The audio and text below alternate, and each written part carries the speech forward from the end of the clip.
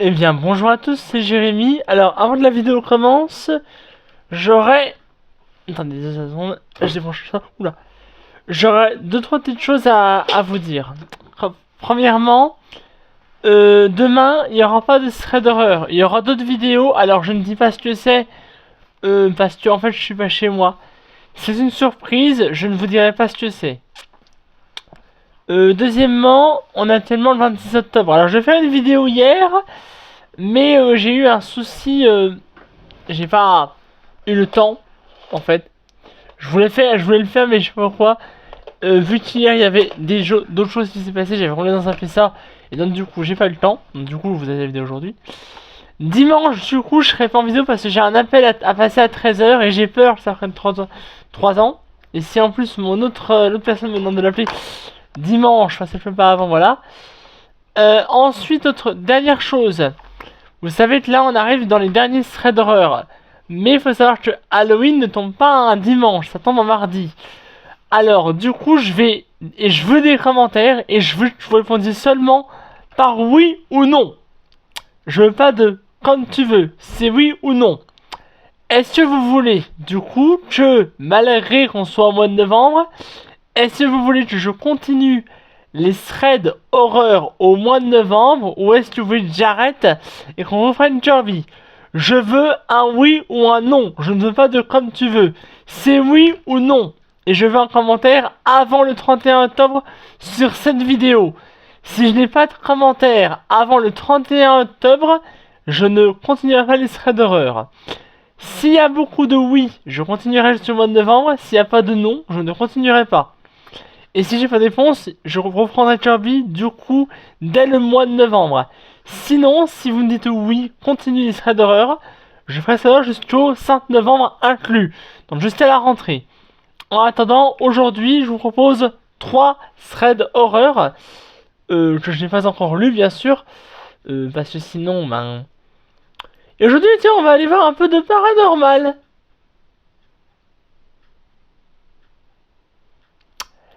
Et on va commencer par un thread d'horreur dont tu dis paranormal, bien sûr. Mon thread d'horreur vécu, en parenthèse, paranormal. Il est un petit peu long. Il y a 3 threads d'horreur aujourd'hui. Pour les deux soient assez longues. Je vois un coup et on y va.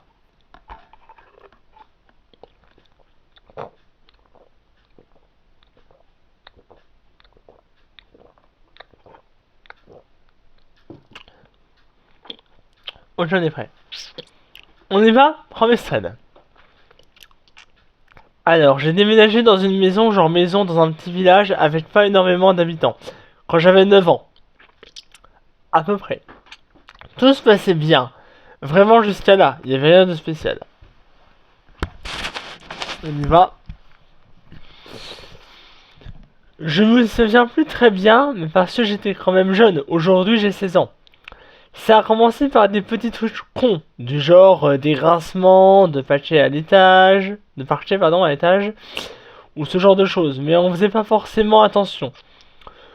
Je me souviens plus dans quel ordre ça s'est passé, mais les choses bizarres ont vraiment commencé quand mes parents ont parlé de déménager. Ma sœur et moi, on avait chacune notre chambre à l'étage, et ma petite sœur et mes parents dormaient en bas. Bref, une fois avec ma sœur, on est restés toutes les deux à la maison, parce que ma mère était partie en course, et nous on avait un peu la flemme. Du coup, ma sœur va prendre une douche, et elle me dit d'aller prendre la mienne après.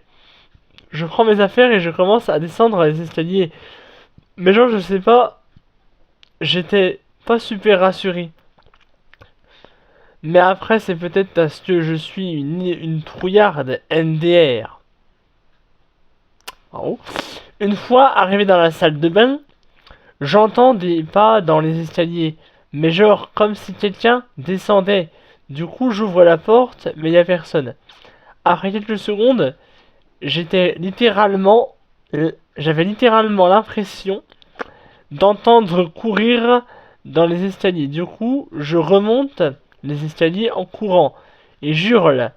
Ma sœur, qu'il y a quelqu'un, j'hurle à ma sœur, pardon, j'ai mal à dire, qu'il y a quelqu'un dans la maison.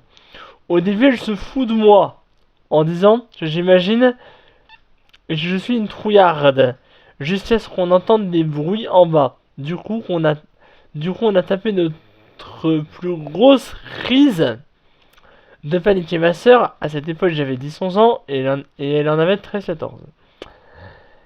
Et a carrément mis un meuble devant la porte. On appelle la mère pour lui dire de rentrer et elle a juste appelé une amie pour qu'elle vienne voir si tu vas bien. Et quand elle est arrivée, elle avait fait toutes les pièces et il n'y avait personne. Plus tard, le sujet du déménagement c'était sérieux. Genre mes parents parlaient que de ça. Ensuite, il y avait d'autres trucs. Genre, je me souviens que j'avais tellement peur que je dormais dans la chambre de ma sœur et tous les soirs, elle a rangé sa chaise de bureau bien correctement parce que ça l'angoissait.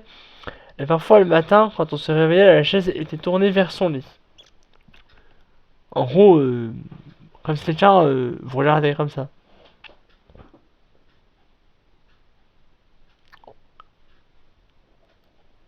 Une fois, elle s'est disputée avec ma mère super fort et le lendemain matin, elle avait des marques rouges dans la nuque.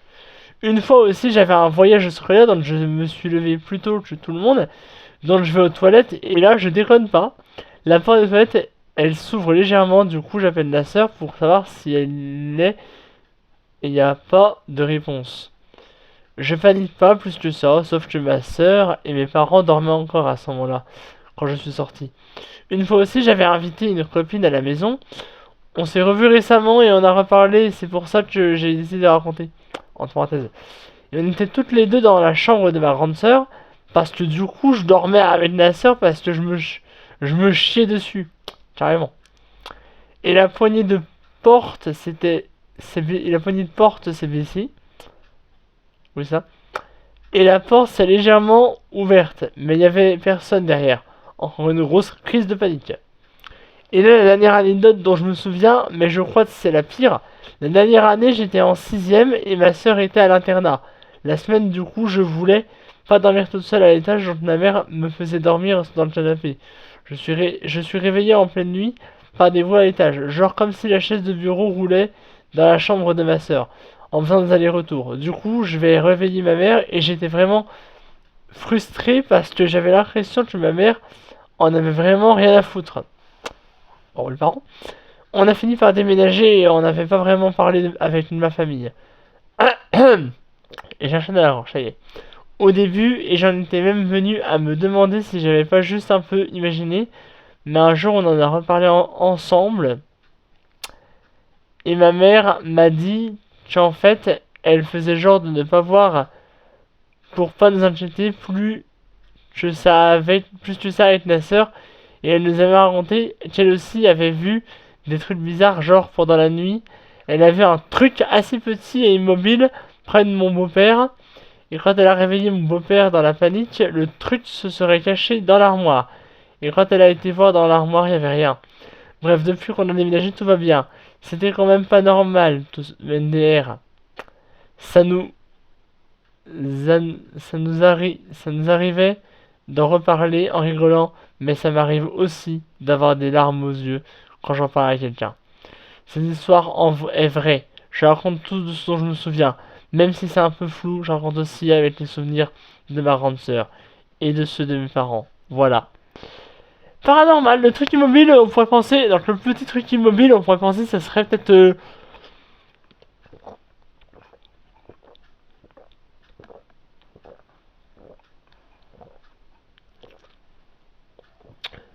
une personne, je sais pas. C'est la personne qui a ressort dit que sa mère avait vu un truc immobile, donc ça peut-être une personne ou quoi, je sais pas. Peut-être une personne ou je sais pas. Quelque chose en tout cas qui n'a pas rapport. Mais ouais, c'est assez effrayant parce qu'on on se demande vraiment pourquoi, enfin voilà quoi. Alors celle-là est très courte, mais elle est pas plus, voilà. Thread d'horreur, alors thread paranormal réel. J'avais 10-11 ans quand j'avais vécu cette scène. On avait une maison de village sans jardin, mais qui était quand même assez grande. Elle est vieille. Mes parents y avaient emménagé 2 ans avant ma naissance, donc je ne pouvais pas savoir ce qui s'était passé. Notre maison possédait 2 étages.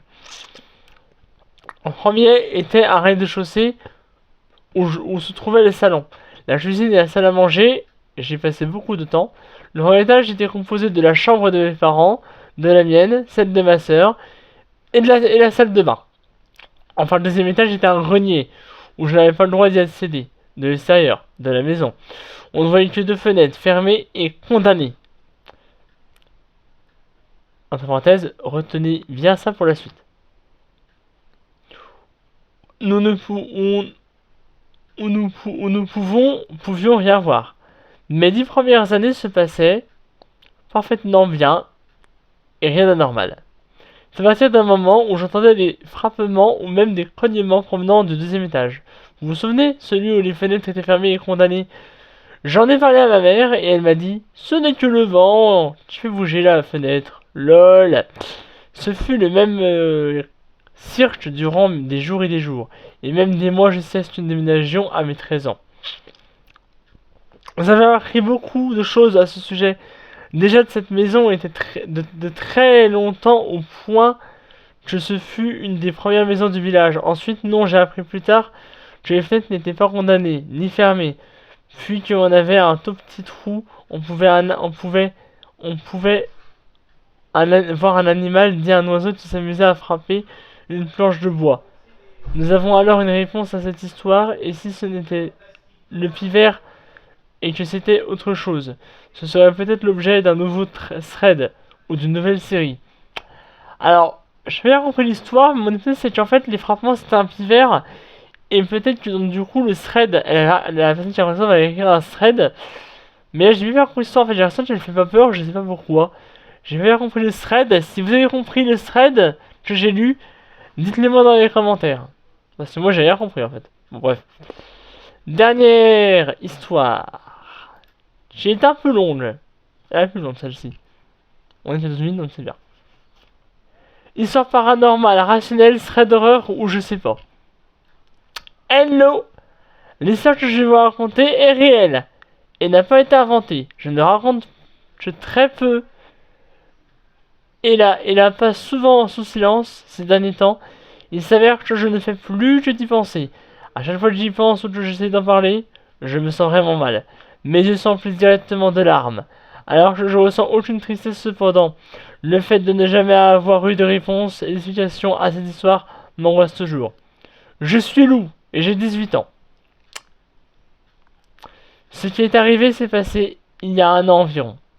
J'avais terminé les cours, le bac de français, etc. pour me faire de l'argent de poche avant de commencer à travailler. J'avais décidé de mettre des vêtements et à d'autres trucs à vendre sur Vinted. Le réseau le plus connu.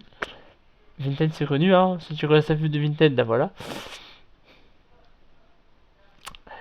Et comme le supermarché en bas de ma rue, celui où je travaille maintenant, lol, parenthèse, était un des points relais. J'avais souvent posté mes colis à pied pour marcher pendre l'air. Bref, ça me faisait sortir vu que j'étais pas beaucoup occupé chez moi et que je m'ennuyais. Un jour de juillet où il faisait très chaud élément important pour deux choses pour la suite. Je fais un colis et je décide d'aller le poster malgré la chaleur qu'il y avait. PS, j'étais toute seule chez moi. Égal, parents au travail et frères au collège. Entre parenthèses. C'était plutôt rapide. Je suis habitué au trajet 15 minutes d'aller et 15 minutes de retour. J'y vais, je reviens rapidement, mais c'est sur la route du retour que je commence réellement mon histoire.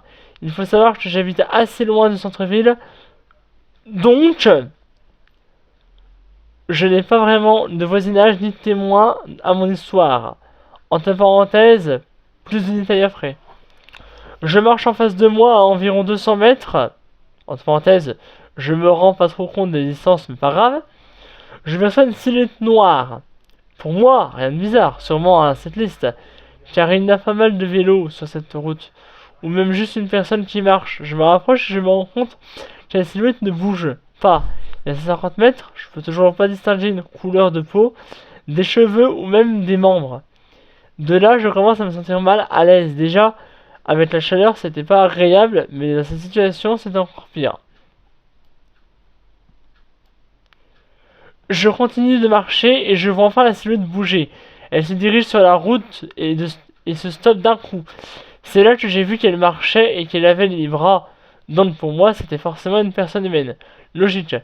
Comme je l'ai dit, elle s'arrête au milieu de la route, arrête de bouger, le stress monte. Je n'ose pas prendre une vidéo ou photo car je peux même pas savoir si c'est ce que j'ai en face de moi me regarde ou me tourne le dos.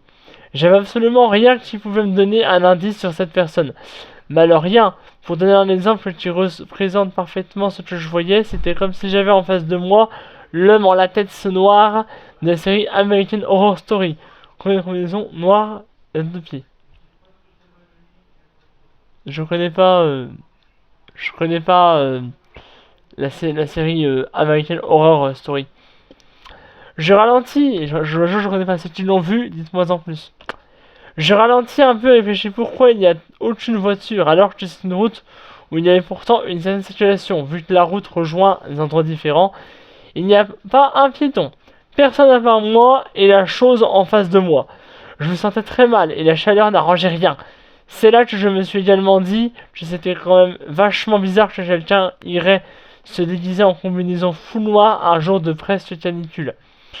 J'arrive bientôt chez moi et j'avoue que je me presse un peu. Pardon, c'est moi.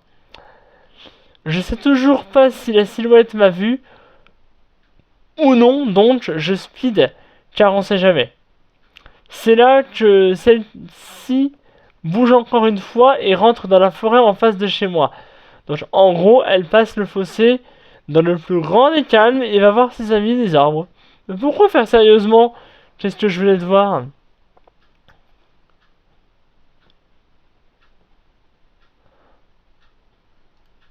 Excusez-moi, je descends la page pour arriver à la fin. Voilà, on est ça, c'est à la fin. Bon. Veuillez m'excuser.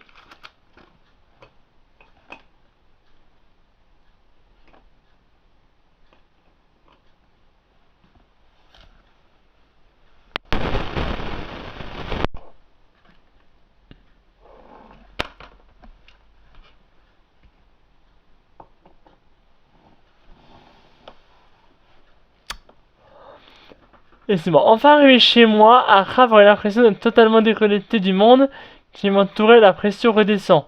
Et évidemment, je m'enferme chez moi. Je jette aux fenêtres si je revois la silhouette noire, mais rien, plus jamais. Rien, plus jamais revu celle-là. Plus jamais revu celle-là, je vais y arriver. C'est là que je me suis dit que la chaleur avait peut-être eu raison de moi, et que je n'avais été qu'une illusion ou un mirage. Ok. J'en doutais beaucoup, car c'était bien réel pour moi. Quand ma famille rentre, je leur raconte ce qu'il venait de m'arriver. Et sur le coup, ils ont un peu de mal à me croire. Eux aussi pensent que j'étais victime de la chaleur et que ce n'était rien.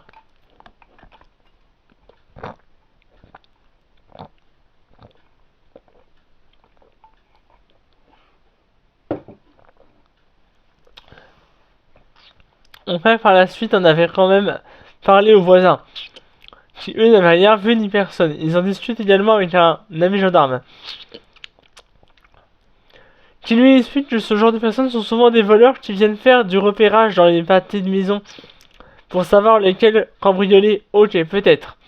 Mais pourquoi vêtu de noir en pleine journée d'une chaleur insupportable, mais avec des bardeurs, shorts, lunettes et chaussettes?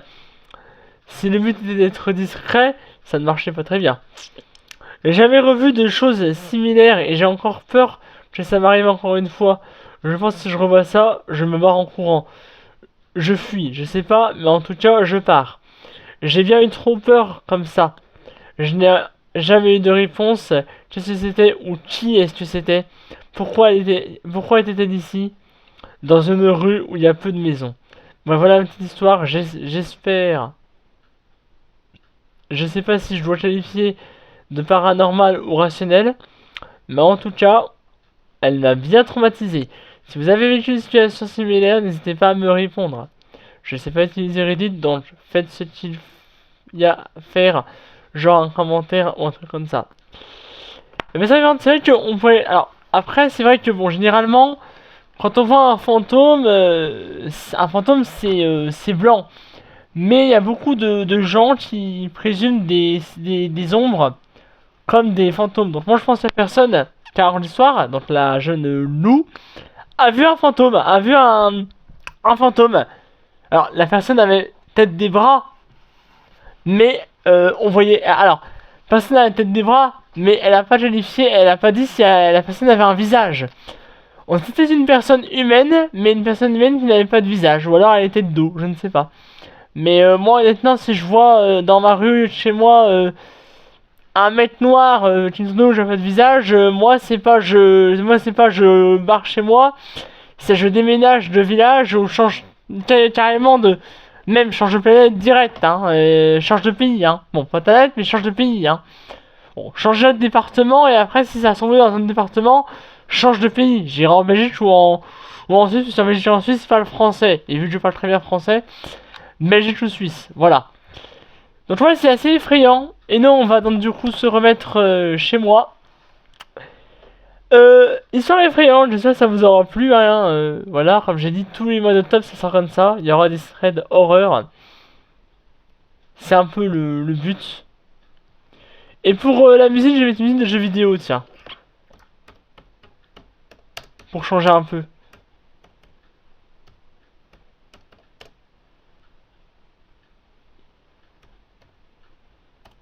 C'est juste pour changer un peu.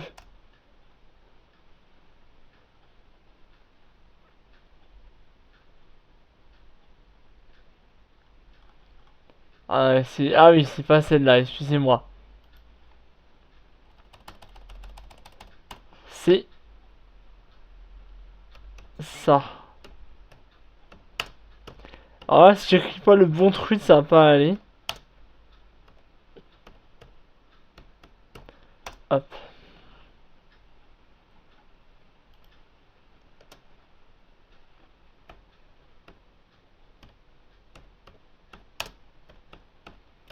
Ouais, une musique j'aime bien. On sera sur une musique d'un jeu vidéo que tout le monde connaît, je pense. Enfin, une musique d'un Five Nights, mais sérieusement, je pense que ça va être la musique quand même. Par contre, pourquoi j'ai pas la musique? Oh, ça va m'énerver gravement, ça. Est-ce que c'est celle-là? Non, c'est pas celle-là. Merde!